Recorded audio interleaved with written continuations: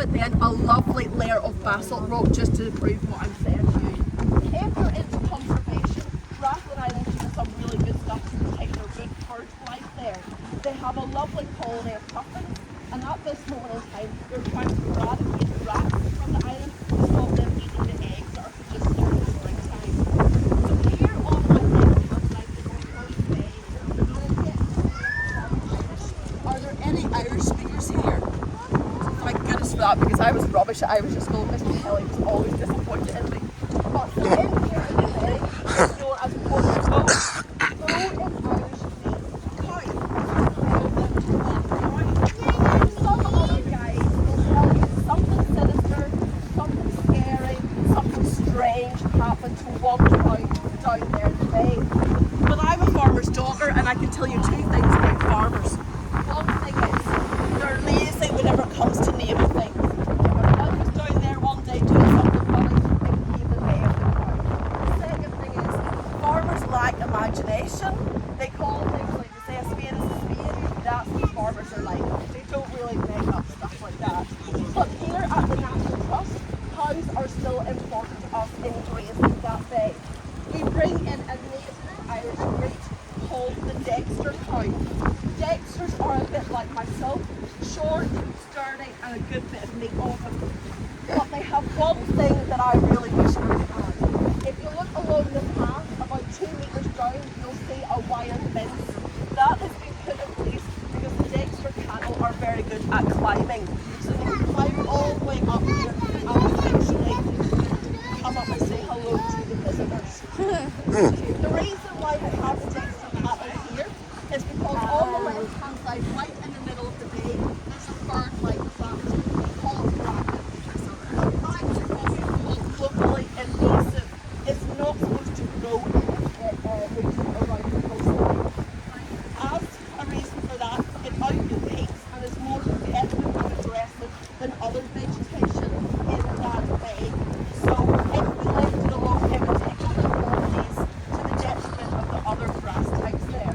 So the Dexter cattle come in, and the deal is known as bracken bashing.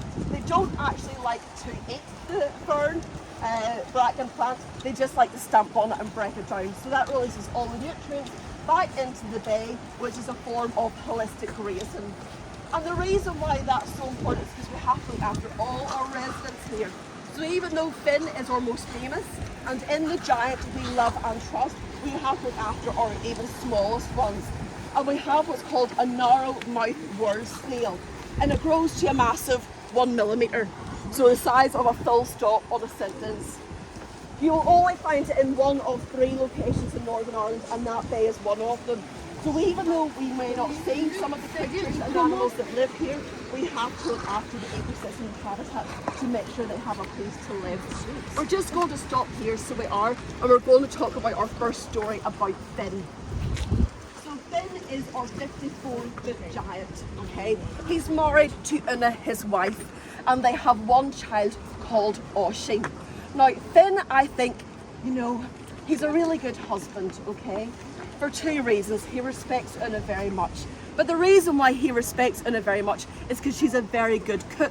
And you need to be if you're going to feed a 54-foot giant man. They do say the way to a man's heart is through his stomach, okay? And Finn knows how to respect Una. When she says it's supper time, he makes sure to be home on time for it, so no arguments start, okay?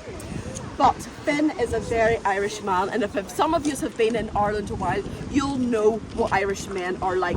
Once they get started on a story, they can go on and on and on, and they'll bring up stories that happened 15 years ago, like as if it just happened last week.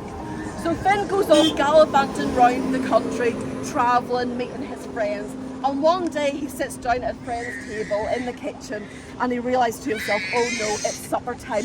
Una is going to be raging if I'm not home in time. So he says to the friend, how am I going to get home? And the friend says, you're a giant, just run home. And Finn goes, I've had too much to drink and I've had too much to eat. I'm too full to be doing any running. So the man says, well, I have a donkey that I could give you. So Finn says to him, a donkey? He says, come out to the field and have a look at it. So Finn goes out to the field, has a look at the donkey, and he says, That's never going to do the job. It only comes up to my shin. It'll be animal cruelty if I get on that donkey. So the man thinks to himself, what else could I give Finn? He says, well, I have a really good stud horse that I spent a lot of money on. So Finn goes out to the field, has a look at the stud horse, and starts laughing at the man, going, you spent a lot of money on that. That's not a stud horse. It only comes up to my knee. It's never going to do the job for you or for me. So then the man thinks to himself, he goes, what else do I have that I could give Finn? He says, I've got a really rare exotic animal that you're never really going to find in Ireland, more like the Middle East. And the story goes that Finn went out to the field, he saw the animal, thought, yes, that's going to get me back home. And the animal came up here, and because the sun was starting to come out, thought, I'm going to stay here. And if you look across the bay there, you'll see 2 mounds of rock and an inlet in. You will see a shape of the face of an animal, and it goes up towards the back and then down. Does anybody want to guess what the animal might be? Anybody? A camel. Thank you very much, sir. So it's a camel. So if you have a little look between the 2 bits of rock, then you'll see the face and then the mound that goes up, and it's just a little bit further out from the cliff edge. Now, what name are you going to give a camel? Finn said that if you're going to stay here, you're closer. Finn says if you're going to stay here, you're going to need to have a name. So the name that Finn gave him was Humphrey. Humphrey. Humphrey, exactly. Now, I was close. Some of my more learned colleagues on the tour group will tell you that's not actually a camel, it's a dolerite dike. Dolerite is a type of very hard, firm basalt rock, even stronger than it. And what's happened there, that there was an opening, an existing bit of rock, lava has fused up in through it, has dried out and has formed that shape, and the weaker rock around it has worn away over time to give us that lovely camel shape. Now, this bay was also used as a harbour, and it gets its name from the Vikings, from the Norse language, and it's called Brinther Harbour, which is known as Steep Harbour. Okay, so they say that the Vikings came in here and used the harbour as a key to explore around the north coast here. The harbour was also used by local fishermen until recently. They would have went out into the Atlantic Ocean and fished for things like salmon, plaice and mackerel. But because of industrialisation and overfishing, it doesn't really take place from this harbour anymore by small-time fishermen. Farmers also use the harbour from the winter months, from winter until May. Kelp, a type of seaweed, wash ashore. Farmers would have taken it and used it as fertiliser on their bees because it's full of potassium, and they would always have used it as food for livestock if they were getting short. Young girls would have been sent down about the same size as you in age, would have been sent down to play kelp. They would have dried it out along the shore, and whenever it's dried out, they burnt it into an ash because it released things like potassium and sodium, which was used in the local glassmaking industry, but also released things like iodine, which would have been used in local medicine.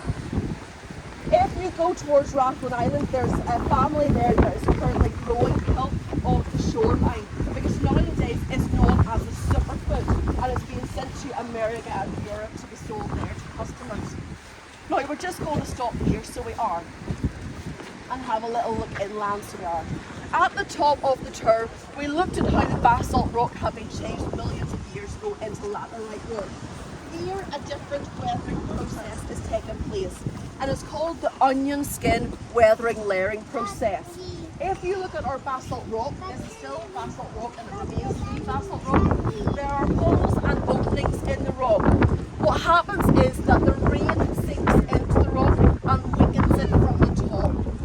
We get a lot of wind and rain here. So as it hammers into the rock, it weakens it from the top. Now, just like as an onion, you cut through an onion and the layers of onion peel off, that's what's happening to the rocks here. In the middle, you'll see the shards of rocks and layers that fall off time. And when they fall off, they tend to fall off at a curve. That's what gives them like a mountain edge, so they do. Now, some people would say the National Trust is a conservation charity. Why have we not put something up there to protect it? Well, our whole coastline has been shaped over millions of years by wind and rain. They're natural forces.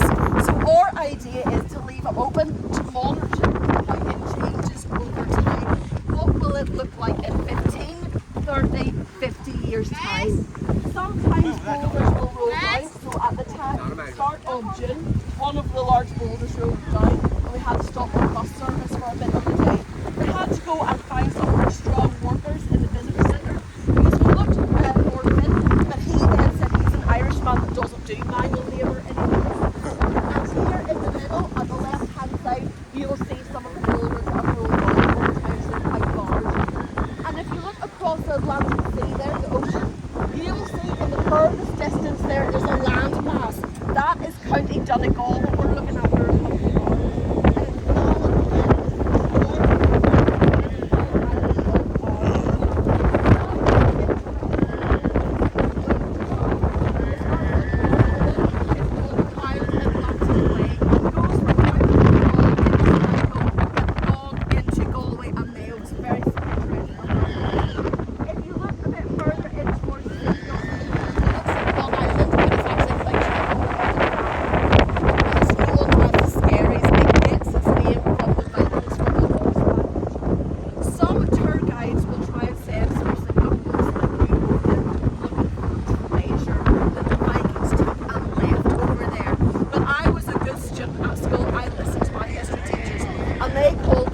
raiders for a reason. They took everything, raided it, and took something else to sell it. So I don't think there's any treasure over there. But I think the real treasure is our local grey seal population use it as a breeding ground. So at this moment in time there are seal pups there, and we know that for definitely. One was in here this way, and if you've been here yesterday, there was a baby seal pup in here just below the rocks, about 3 to 4 hours just below. If you're interested in Irish history,